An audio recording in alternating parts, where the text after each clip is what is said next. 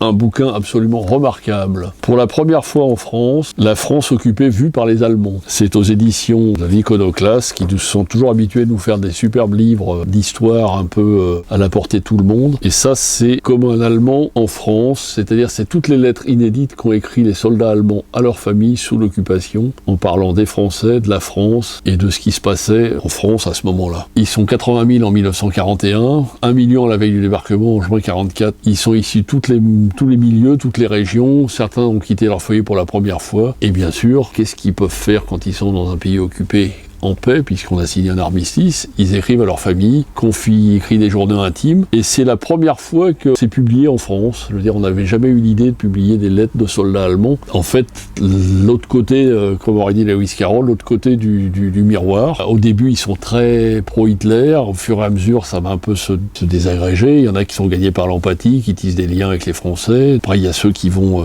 pactiser avec les femmes françaises d'une autre manière. Il y a des photos en couleur de soldats allemands, il y a des lettres, il y a des photos pendant qu'ils sont en permission, il y a des rencontres, il y a des superbes photos même de Paris sous la neige, il y a des journaux, alors il y a des gens connus, il y a Heinrich Böll, un futur prix Nobel, qui écrit des lettres et qui, lui, au fur et à mesure de ce qu'il écrit, on va s'apercevoir qu'il va se détourner complètement de l'idéologie allemande. Et sous la plume de ces Allemands-là, c'est tout à fait une autre guerre, parce que nous, on est occupés, c'est les Allemands, c'est les ennemis, donc les Français, il faut qu'ils se débrouillent avec le marché noir, comment ils vont faire pour manger, mais eux, ils ont des choses qu'ils ont réquisitionnées, donc ils n'ont pas du tout la même vision. Pour eux, la France, c'était un peu leur jardin d'enfants, dans le sens où c'était un peu le pays où ils allaient se reposer, parce qu'ils n'étaient pas en guerre. Donc quand ils étaient mutés à Paris en permission et tout ça, pour eux, ils faisaient une soupape. C'était les vacances, si on peut dire. Voilà, ils racontent, on a Laura petite femme, tu me demandes ce que je fais quand j'ai du temps libre, quelle question, elle a de service de 16 à 17 heures, je l'abandonne toujours à mes sous-officiers pour que je puisse faire mes achats, donc ils achètent beaucoup de choses. Marché noir, bien sûr, ils sont occupés à faire des colis. Alors, c'est la guerre, mais en même temps, on a l'impression que c'est en temps de paix, puisque généralement, ils sont en permission. Ce qui est intéressant, c'est de lire et de comprendre le ressenti qu'ils peuvent avoir. Il y en a même qui ont un sentiment un peu de honte de se sentir occupés, qui sont un peu gênés, qui sont même embarrassés, parce qu'ils s'aperçoivent qu'en fait,